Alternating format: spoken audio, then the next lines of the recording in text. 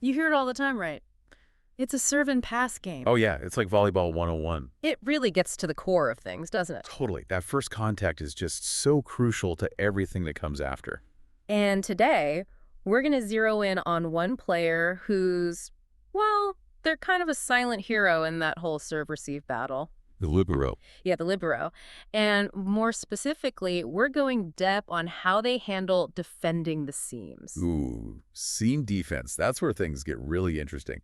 Because, as that saying goes, if your serve-receive is shaky, your whole offense is going to struggle. You got it. Yeah. And the libero's ability to read the server and cover those seams, that's a huge factor in a team's defensive success. Absolutely. Which then, sets the stage for a strong attack. Exactly. So if you really want to understand the strategy behind each rally, you got to understand what the libero is doing back there. Couldn't agree more. We always see those highlight reel spikes, those amazing sets. Those are the flashy plays. The ones that make the crowd go wild. But it's the strategic stuff, like how teams position their players, especially the libero, to handle the serve. That's what builds consistency. Yeah, and that's what wins championships. So let's break it down, all right? When a team is facing a serve, what's their top priority? What are they trying to accomplish with that first contact? Control, control, control. They want to handle the serve in a way that lets their setter get a nice, clean pass, something they can work with. So the setter can then run the offense. Exactly. Distribute the ball to the hitters and get a good attack going. Okay, so with control as the goal, how do teams typically arrange their players to receive the serve? You'll usually see a few designated passers, those primary passers, spread out across the back row. To cover as much ground as possible. Right. And the exact formation, it can change, It depends. It depends on the server. If you like short serves, deep serves, certain zones. And the receiving team's own strengths and weaknesses. Or for sure. It's like they're creating this net, this defensive net, to absorb the serve and direct it to the setter. That's a great image, a defensive net. And then you have the libero coming into play. Now, for anyone who might not be super familiar with volleyball, what makes the libero special? What sets them apart? They're kind of like the defensive specialists. They wear a different color jersey so you can spot them easily. Makes them stand out. And they have some special rules, like they can sub in and out of the back row without it counting as a regular substitution. That's huge for defensive strategy. And they can't attack the ball from above the net. Right. There are limits on their setting, too. What about passing, digging, anything that involves back row defense? The back row masters. It's interesting. I was reading about how much beach volleyball emphasizes anticipating the ball and being ready. Always expect the unexpected, right? Yeah, always be ready.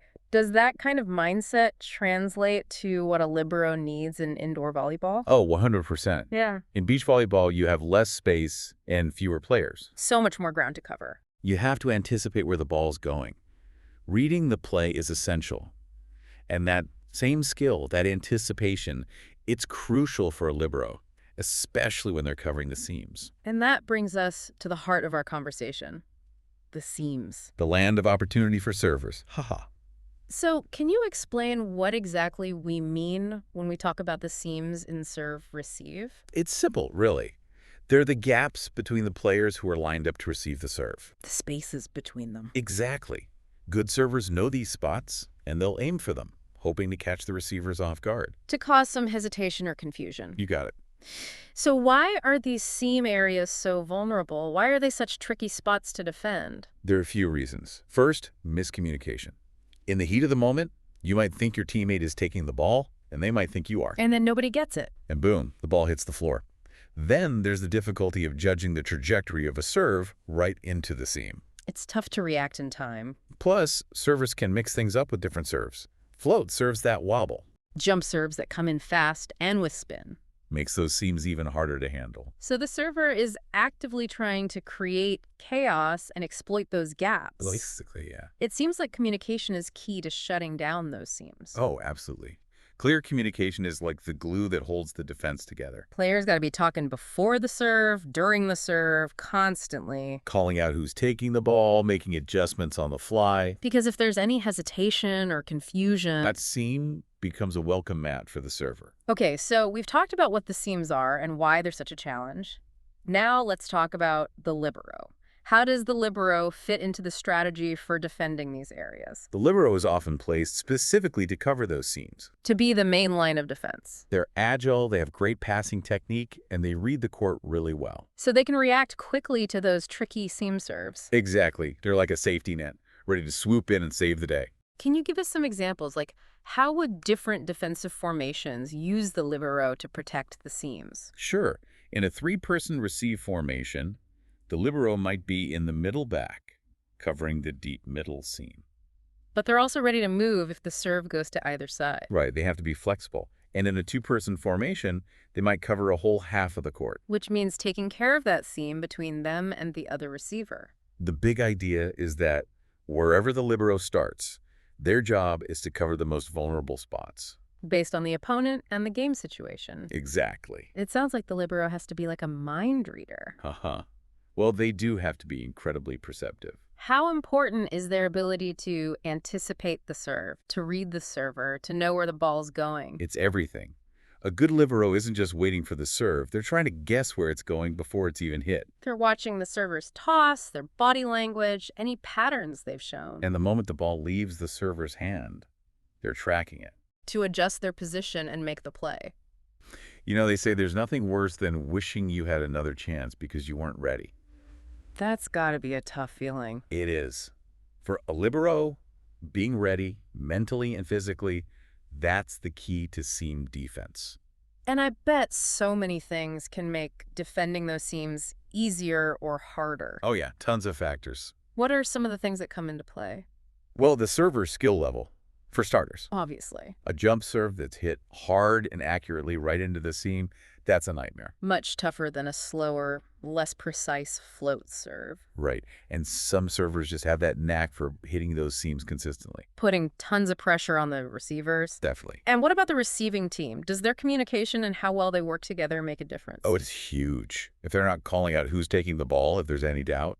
Those seams are going to be exposed. Especially in a close game when the pressure's on. That's when those seams become even more vulnerable. Absolutely. I imagine the coaches and the adjustments they make during the game also play a big part. They're like the masterminds behind the seam defense. They're watching the other team's serves, seeing which seams are working. And then they'll change their own team's formation where the libero stands. Trying to plug those holes. They might even give players specific instructions on how to react to certain serves. So it's a constant chess match.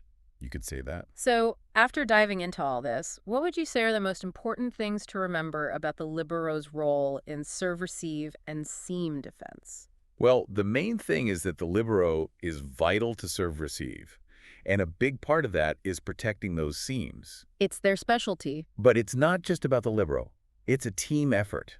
Communication is key. Everyone has to be talking and working together. You need good positioning, trust between the players. And a coach who can make smart adjustments. It's way more complex than it might seem at first glance. It really is. It makes you appreciate just how important that first contact is. The foundation of the whole rally.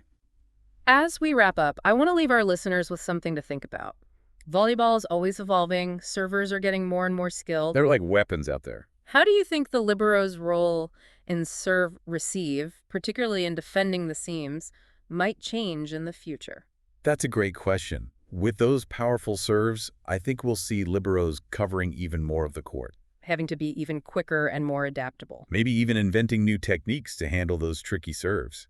It'll be interesting to see how they adapt. Definitely. It's one of the most exciting aspects of the game to watch evolve. Thanks so much for taking us through this deep dive today. My pleasure. It's always fun to get into the details of the game. It really helps you understand the strategy and the skill involved. Absolutely. Every play matters, and the libero is right at the heart of the action. Thanks for listening, everyone. We'll see you next time for another deep dive.